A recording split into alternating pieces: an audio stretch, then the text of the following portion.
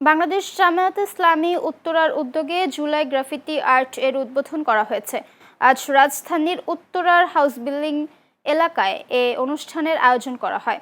অনুষ্ঠানের প্রধান অতিথি হিসেবে উপস্থিত ছিলেন দলটির কেন্দ্রীয় নির্বাহী পরিষদের সদস্য ও ঢাকা মহানগর উত্তরের আমির মোহাম্মদ সেলিম উদ্দিন। উদ্বোধনী বক্তব্যে তিনি বলেন, জুলাই আন্দোলনের স্মৃতি সংরক্ষণের লক্ষ্যেই এই বিশেষ উদ্যোগ নেওয়া হয়েছে। বাংলাদেশ যতদিন থাকবে ততদিন সরকারি উদ্যোগে এই গ্রাফিতিগুলো সংরক্ষণ করা উচিত বলে তিনি মন্তব্য করেন।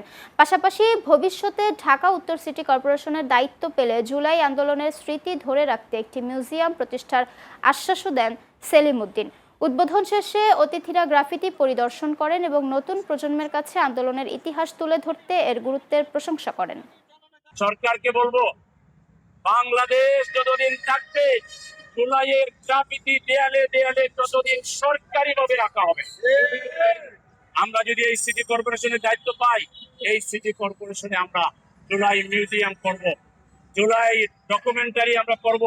আমরা অত্যন্ত চমৎকার করে জুলাইকে আমরা আপলোড করব, যাতে জুলাই দেখে দেখে নতুন প্রজন্মের লোকেরা সাহসিকতা শিখে প্রতিবাদী হয়ে উঠে আধিপত্যবাদের বিরুদ্ধে, স্বৈরাচারের বিরুদ্ধে, ফ্যাসিবাদের বিরুদ্ধে যুগ যুগ ধরে আমাদের নতুন প্রজন্ম এই গ্রাফিতি থেকে শিক্ষা নেবে ইনশাআল্লাহ।